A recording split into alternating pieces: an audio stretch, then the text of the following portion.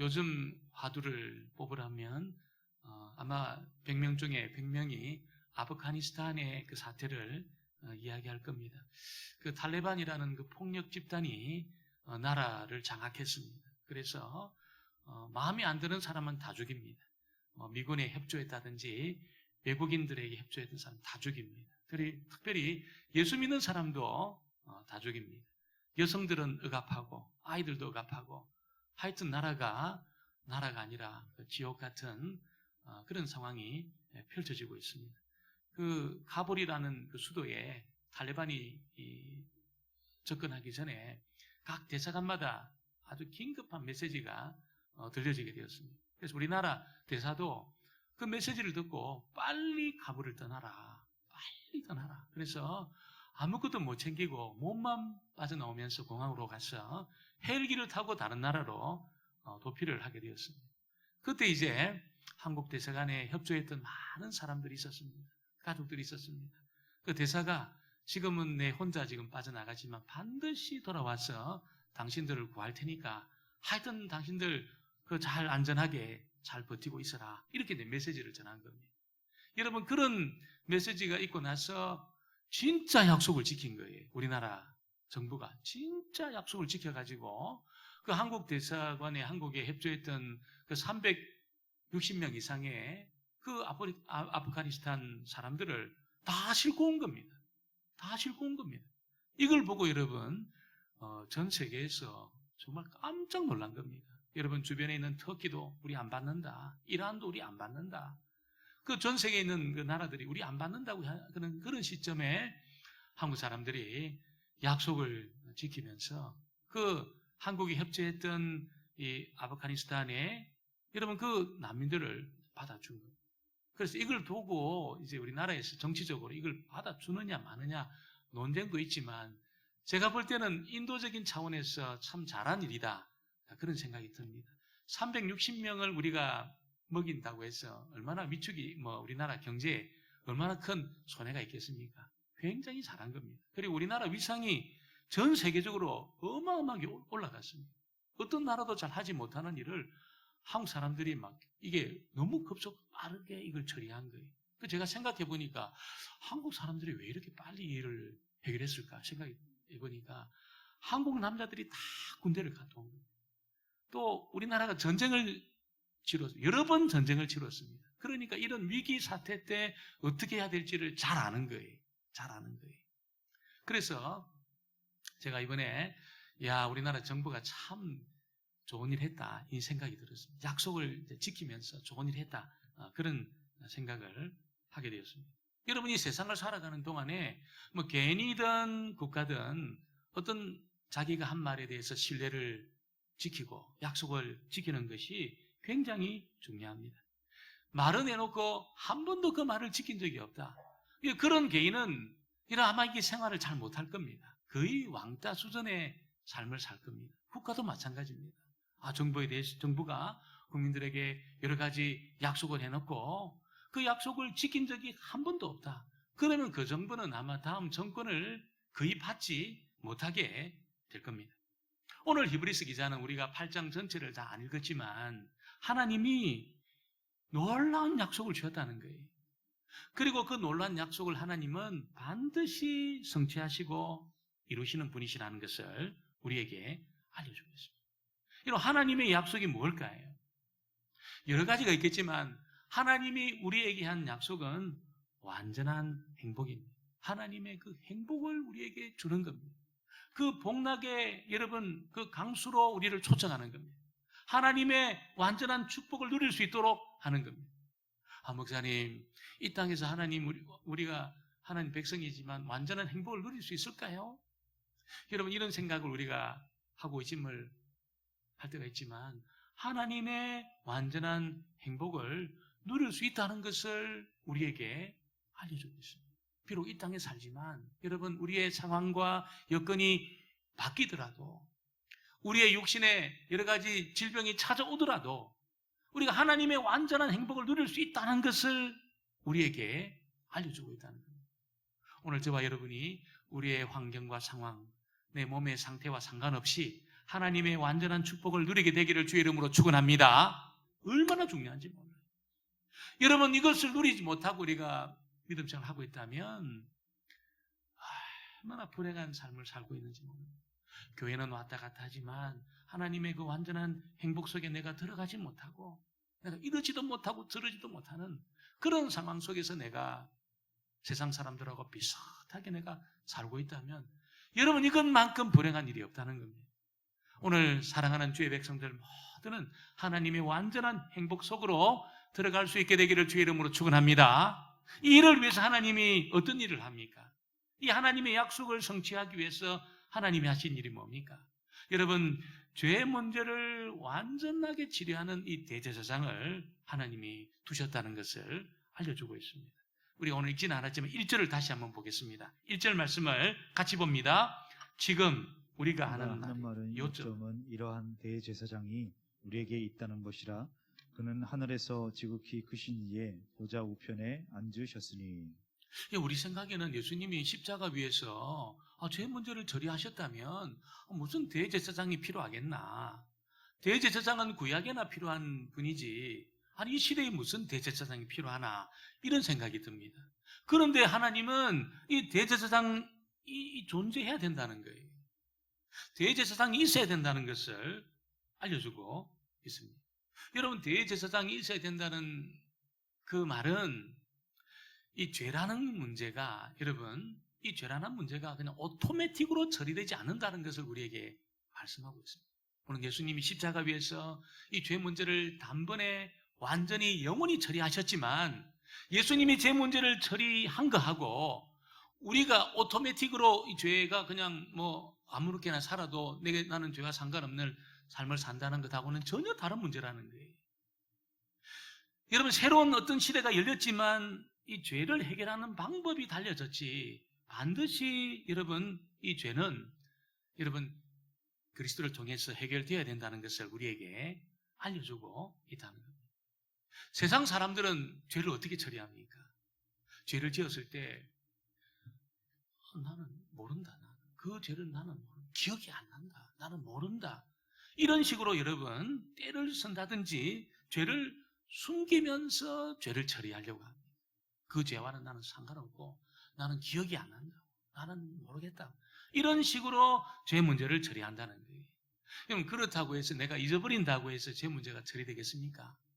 사람들은 그 말을 믿고 너는 죄 안 지었다고 말할지는 모르지만 여러분, 죄를 숨기면 어떻게 되냐면 양심과 영혼이 죽습니다. 양심과 영혼이 살 수가 없어요. 살 수가 없어요. 여러분, 그 죄 지은 사람들이 여러분 그냥 경찰이 잡지도 않았는데 자기 스스로 와가지고 내가 이런 죄를 지었다고 그렇게 말하면서 뭐라고 그러냐면 이제는 시원하다고 이야기를 합니다. 왜 그러냐면요, 양심이 끝까지 추격한다는 거예요. 가만두지를 않습니다. 완전히 그 심령이 불화살을 쏘면서 끝까지 추격합니다. 내가 잊어버리고 내가 때를 쓰고 내가 고집을 피운다고 해서 내가 숨긴다고 해서 죄 문제가 처리되는 것이 아니라는 것이죠. 여러분, 이것이 다르다는 거예요. 이것이 그리스도인과 세상 사람들의 다른 점이라는 거예요. 그리스도인들은 여러분 이 죄를 반드시 그리스도에게로 가져와서 문제를 해결하려고 합니다. 그때 그 그리스도가 대제사장이 된다는 거예요. 대제사장이 되어서 여러분 이 죄 문제를 처리하시는 그런 일을 한다는 거예요. 병이 육신을 여러분 이게 파괴하는 것처럼 죄는 영혼을, 양심을 마비시킵니다. 그리고 이 죄는 하나님과 우리를 단절시킵니다. 완전히 단절시킵니다. 하나님과 단절된 사람들은 마귀의 밥입니다. 마귀의 밥.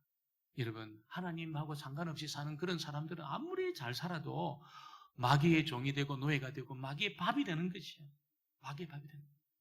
죄가 심각한 것은 물론 우리의 양심과 영혼을 마비시키고 마귀의 종이 되어서 노예가 되어서 살게 하는 그 정도가 아니고, 이 죄가 심각한 것은 자기 욕심대로 살아가다가 결국 어떻게 됩니까? 하나님의 영원한 진노와 심판의 대상이 되도록 만듭니다. 영원히 여러분 진노 속에, 하나님의 심판 속에 살게 한다는 거예요. 물론 예수 안 믿는 사람들 중에도 이 땅에서 참 좋은 차 몰면서 멋진 곳에서 사는 사람들이 있습니다. 정말 평생 먹고 살 돈을 두면서 저택 같은 곳에서 수영장에서 맛있는 거 먹으면서 평생 그렇게 살아가는 그런 사람도 있습니다. 여러분 그렇게 70년, 80년을 살았다고 해서 여러분 영원한 하나님의 진노와 심판 속에서 그렇게 비참하게 산다면 70년, 80년의 인생이 무슨 의미가 있겠습니까? 무슨 의미가 있겠습니까? 그러니까 이 땅에서 가장 중요한 문제는 이 죄의 문제를 처리하는 겁니다. 내가 좀 좋은 곳에서 내가 살고, 내가 좀 좋은 환경 속에서 내가 살고, 좀 내가 정말 멋진 사람과 결혼을 하고, 그런 가정에서 내가 멋지게 내가 살아가는 그런 것은 어떻게 보면 부차적인 문제일 수 있습니다. 부차적인 문제일 수 있습니다. 내가 좀 건강하게, 그렇게 좀 오래 내가 장수하면서 사는 것, 이것도 어떤 의미에서 보면 좀 부차적인 문제일 수가 있습니다. 여러분, 가장 중대한 문제는 뭘까요? 이 죄의 문제를 해결하는 것입니다. 이 죄 문제가 해결되는 것입니다. 여러분, 이 죄 문제가 해결되게 되기를 주의 이름으로 축원합니다. 이게 해결 안 되면 여러분 영원한 진노와 심판 속에서 영원히 살아야 되는, 저주 속에 영원히 살아야 되는 그런 비참한 삶이 시작됩니다. 여러분 거기는 어떻습니까? 감각이 살아있습니다. 감각이. 생각이 살아있습니다. 감각이 살아있어요. 영혼만 이렇게 가는 것이 아니라 감각이 살아있다는 감각이. 여러분 이 죄의 영혼, 이 심판의 부활로 부활한 사람이 영생의 부활로 부활하지만 또 심판의 부활로 부활해서 이 감각이 다 살아있습니다. 영원한 지옥불에서 영원히 저주와 심판 속에서 살아가야 되니까 여러분 가장 중대한 문제는 죄 문제를 해결하는 겁니다. 죄 문제를 해결하는 것입니다. 오늘 히브리서 기자는 여러분 우리들에게 하나님 앞에서 죄 문제를 직접적으로 해결받을 수 있는 길이 열렸다는 것이 이 이야기를 하고 있습니다. 직접적으로 하나님 앞에 해결받을 수 있는 그 길이 열렸다는 것을 알려주고 있습니다. 어떻게 하면 됩니까? 우리의 영원한 대제사장 되신 그리스도 앞에 여러분 저와 여러분의 숨은 죄와 허물과 여러분 이런 우리의 그냥 행동으로 지었던 이 죄를 전부 끄집어내놓고 고백하면 대제사장 되신 그리스도가 이 죄를 다 끄집어 전부 다 그냥 다 모아가지고 이 문제를 깨끗하게 완전하게 영원히 처리한다는 것을 우리에게 알려주고 있다는 겁니다. 그래서 대제사장이 필요하다는 것입니다. 오토매틱으로 이것이 해결되는 것이 아닙니다. 다 끄집어내어서 그 그리스도 발 앞에 딱 우리가 고백하고 내어놓을 때 여러분 그리스도는 어떻게 합니까? 십자가라는 그 진공 청소기로 전부 다 우리 죄를 다 빨아들입니다. 전부 다 빨아들입니다. 고백만 하면. 고백 안 하면 어떻게 됩니까? 남아있습니다, 여러분. 고백 안 하면 남아있습니다. 고백 안 하면 남겨진 그 죄가 여러분 완전히 우리를 지배하면서 계속해서 정욕과 여러분 욕심 가운데 살도록 하고 이 진노와 심판에서 떠나지 못하게 한답니다. 구원받은 사람의 특징은 고백 안 하면 견디질 못해. 고백 안 하고 살면 견디질 못해. 그래서 다 끄집어냅니다. 전부 해놓고 끄집어냅니다. 그래서 하나님 앞에 여러분 용서받는 이 진노와 심판이 제거되어지는 이 복을 누리게 되는 것입니다. 오늘 저와 여러분이 이 아침에 가장 중대한 이 문제를 해결하시고 하나님의 진노와 심판의 그늘에서 벗어나서 이 복락의 강수를 경험하는 완전한 행복 속으로 들어가는 하나님의 사람들 되어지기를 주의 이름으로 축원합니다. 오늘 두 번째는 이런 완전한 이 행복으로 우리를 이끌어 드리기 위해서 새 언약의 중보자를 준비해 두셨다 이렇게 말씀하고 있습니다. 오늘 이 8장에서 가장 중요한 구절을 뽑으라면 6절입니다. 6절. 6절을 다시 한번 보겠습니다. 같이 봅니다. 그러나 이제 그는 더 아름다운 직분을 얻으셨으니 그는 더 좋은 약속으로 세우신 더 좋은 언약의 중보자시라.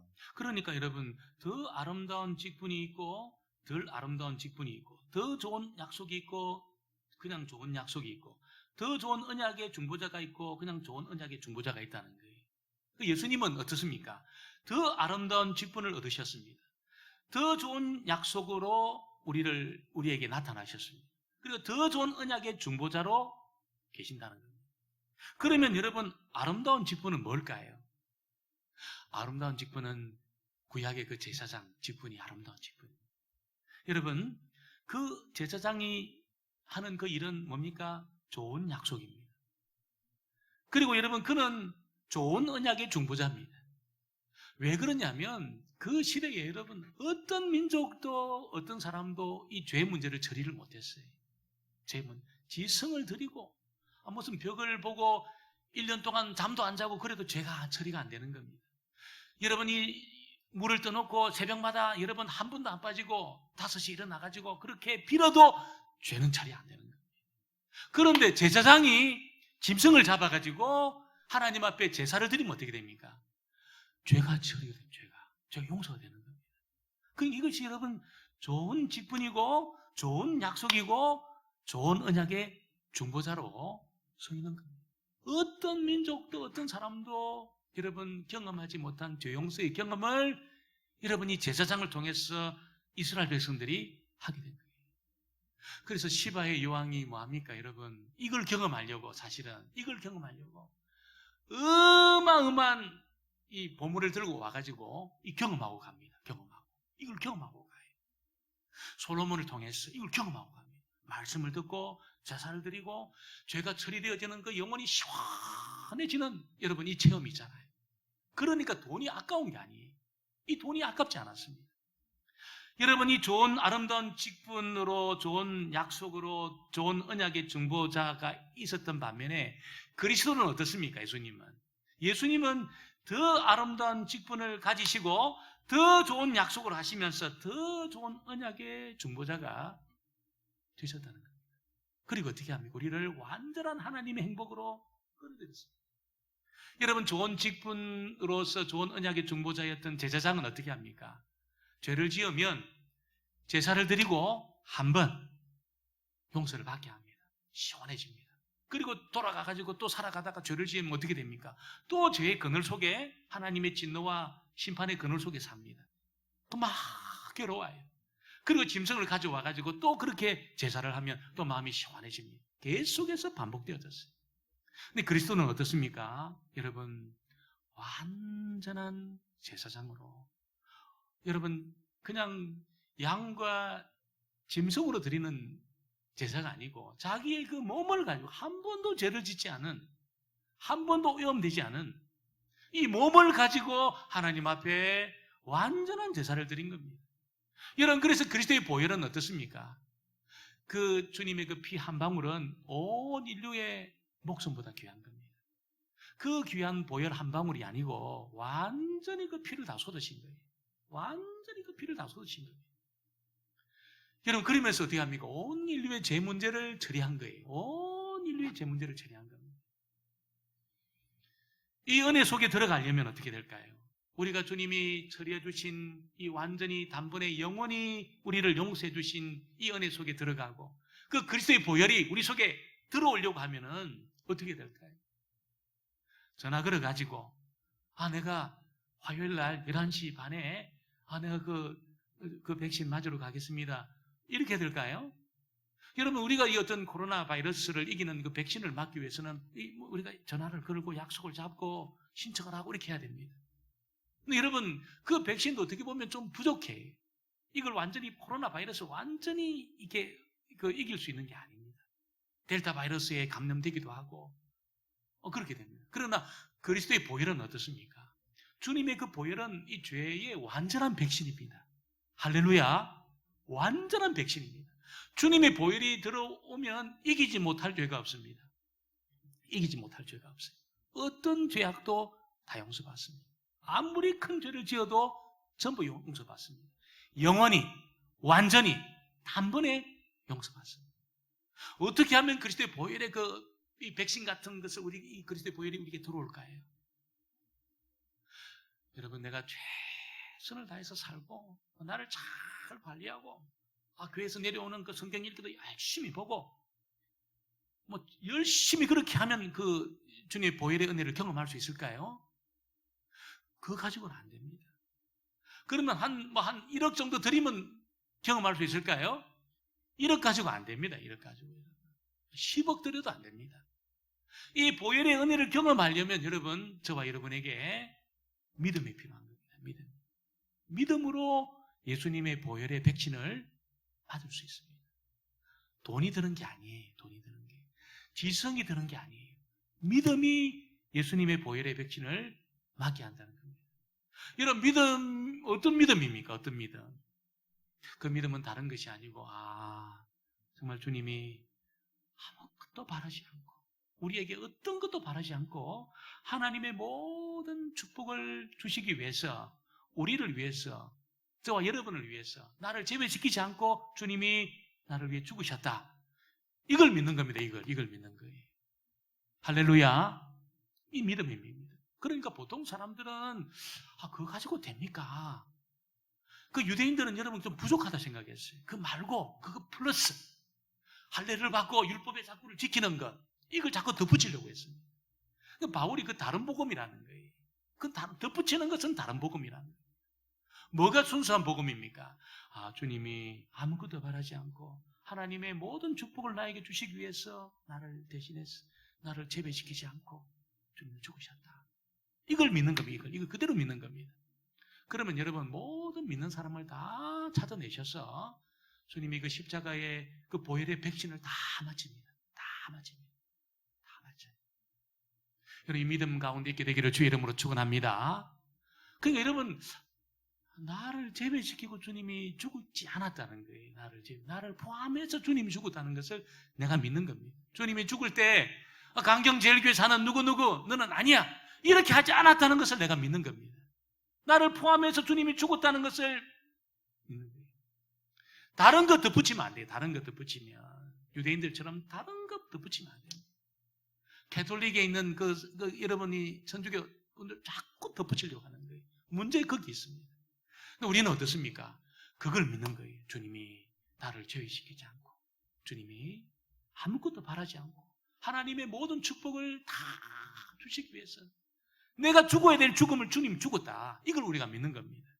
여러분, 그때 완전한 행복 속으로 내가 들어가는 겁니다. 이걸 안 믿고 자꾸 내가 뭔가를 더해가지고 내가 하나님 앞에 나타나려고 하면 이게 효과가 안 나타나요. 그대로 내가 아멘하고 내가 그대로 아이처럼 내가 그대로 믿으면 반드시 십자가의 보혈의 효력이 나타나게 되어 있습니다. 그 효력이 뭡니까? 죄가 나에게서 더 이상 나를 어떻게 할 수 없다는 걸 압니다. 여러분, 사단이 나를 건드릴 수 없다는 걸 알아요. 내가 하나님의 백성이 되었다는 걸 내가 알아요. 내가 알아요. 그 예수의 보혈이 내 속에 딱 들어오면 압니다. 내가 하나님의 자녀가 되었구나. 하나님 나라를 내가 상속할 수 있겠구나. 이걸 압니다. 오늘 이 은혜가 있게 되기를 주의 이름으로 축원합니다. 애매하게 하는 것이 아니고 확실하게 알게 되기를 주의 이름으로 축원합니다. 오늘 세 번째는 우리에게 완전한 하나님의 이 축복을 경험하도록, 축복의 세계 속으로 우리를 들어가도록 새로운 시대를 열었다는 거예요. 새로운 시대를. 그리스도가 이 새로운 시대를 열었다는 것입니다. 우리 오늘 읽지는 않았지만 10절로 12절 우리 같이 한번 보겠습니다. 10절로 12절 같이 봅니다. 또 주께서 이르시되 그날 후에 내가 이스라엘 집과 맺은 언약은 이것이니 내 법을 그들의 생각에 두고 그들의 마음에 이것을 기록하리라. 나는 그들에게 하나님이 되고 그들은 내게 백성이 되리라. 또 각각 자기 나라 사람과 각각 자기 백성을 가르쳐 이르기를 주를 알라 하지 아니할 것은 그들이 작은 자로부터 큰 자까지 다 나를 알미라. 내가 그들의 불의를 긍휼히 여기고 그들의 죄를 다시 기억하지 아니하리라 하셨느니라. 할렐루야. 여러분, 주님이 하나님의 완전한 축복을 경험하는 이걸 위해서 새로운 시대를 열어놓은 거예요. 새로운 시대의 특징이 뭘까요? 여러 가지가 있겠지만 오늘 히브리서 기자는 크게 두 가지로 이야기합니다. 하나는 하나님의 하나님의 법을 우리의 생각 속에, 우리의 마음판에 이것을 기록해 놓았다는 거예요. 우리가 어떤 급한 일이 있으면 손에 뭘 쓰잖아요. 손에 뭘 쓰면 여러분 금방 보고 이게 압니다. 급한 건 빨리 손에 씁니다. 그러니까 여러분 이걸 다른데 우리가 어디 두었다든지 이를 갖고 다니니까 손이 있는 한 내가 이거 보니까 손에 쓴 것보다 더 정확한 게 뭘까요? 마음에 새겨놓는 겁니다. 마음에, 생각에 새겨놓는 겁니다. 하나님의 법을. 그러니까 여러분, 이 법이 기억이 나고 이것이 생각이 나는 거예요. 누가 일을 합니까? 하나님의 성령이. 여러분, 어떤 상황에 딱 우리가 부딪히게 되었을 때에 너 하지 마, 이거. 너 그 죄에서 벗어나야 돼. 너 이거 계속하면 안 돼. 하나님의 성령이 우리 가운데 이걸 생각나게 하는, 자꾸 기억이 나게 해요. 성령께서. 여러분이 성령께서 이런 생각을 하게 하고 이걸 기억나게 하는 것은 우리의 마음의 법에 마음에 하나님의 법을 기록해 놓았다는 겁니다. 새로운 시대 속에 우리가 들어왔다는 것이죠. 새로운 시대. 이걸 여러분 새로운 시대에 들어오지 않으면 어떻게 될까요? 기억이 안 나요. 생각이 안 나요. 도저히 생각도 안 나고 기억도 안 나고 어떤 일을 경험했지만 깨달음이 없습니다. 전혀 깨닫지를 못합니다. 새로운 시대 속에 딱 들어온 사람은 어떻습니까? 깨닫습니다. 생각나게 합니다. 들었던 말씀이 기억이 나고 생각이 나고 어떤 상황 속에 딱 부딪히게 되었을 때에 하나님의 성령이 이것을 깨닫게 하세요. 아, 이거 하면 안 되겠구나. 아, 이런 내가 해야 되겠구나. 이를 내가 해야 되겠구나. 하나님의 성령이 이것을 깨닫게 하시고 생각나게 하시고. 제 친구가 이번에 제가 휴가 때 부산에 가서 그 기공 예배를 드렸습니다. 기공 예배를 드렸는데 이 교육 예배를 드리는데 처음에는 뭐 한 100평 정도 해서 사무실하고 연구소가 있었어요. 지금은 여러분 이게 한 1000평 정도 되는 곳에 연구소 들어오고 이게 막 들어오기 시작했습니다. 갑자기 회사가 이렇게 막 커지고 있습니다. 그 얘가 뭐 경영을 잘하는 것도 아니에요. 경영을 잘하는 것도 아니에요. 근데 이 친구가 여러분 하나님 앞에 새벽 한 4시 반이면 일어납니다. 목사도 아닌데 일어나가지고 기도. 하나님 어떻게 해야 될까요? 기도. 그러면 생각이 난대요. 생각이 뭘 어떻게 하라 생각이 난대요. 생각이 난대요. 이 친구가 이 기업이 지금 막 이렇게 커 나가면서 지금 뭐 보니까 기술력으로는 이 플라즈마와 관련해서 우리나라 최고의 기술을 가지고 있습니다. 그 플라즈마라는 것이 이게 여러 군데 적용이 되는데 인체에 적용을 하는 경우는 이 친구가 근원적인 기술을 갖고 있어요. 그래서 우리나라 유명한 그런 뭐 삼성 바이오로직스하고 이렇게 거래하는 기업이 있는데 그 기업도 보니까 그 사장을 만나가지고 플라즈마의 어떤 걸 가지고 이렇게 뭘 이렇게 만들어가지고 하는데 이거 어떻게 학적인 그런 것이 결과를 낸 것이 있냐고 물어보니까 거기에 대표가 자기 논문을 가지고 이야기하더래요. 자기 논문을 가지고. 그래서 이 기업이 이거 별로구나 이게. 그러면서 여러분 지금 이제 막 제품이 나오면서 이렇게 막 커져 나가는데 이 친구 주님 앞에 기도 안 하는 거예요. 기도하는 거예요.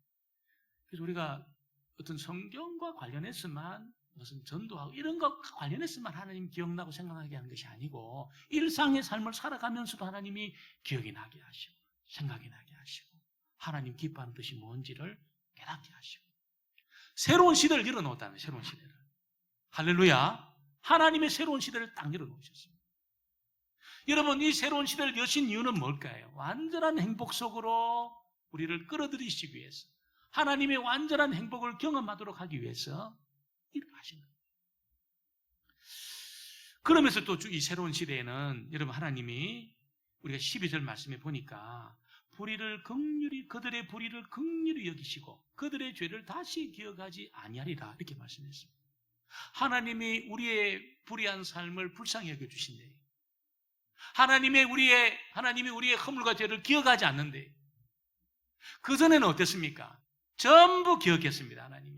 하나님이 전부 기억하고 이게 하나하나 처리 안 되면 넘어가지 않았어요. 그만큼 엄미하셨습니다. 하나님이 새로운 시대 그리스도가 열어놓은 새로운 시대는 어떻습니까?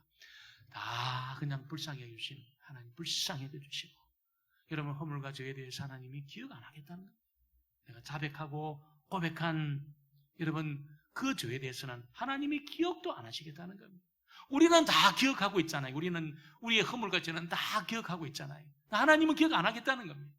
그만큼 그리스도가 열어놓으신 이 새로운 시대는 놀라운 것입니다. 너무너무 놀라운 것입니다. 여러분 이 새로운 시대를 살지 않으면 어떻게 될까요? 여러분 계속해서 불행한 삶을 살 겁니다.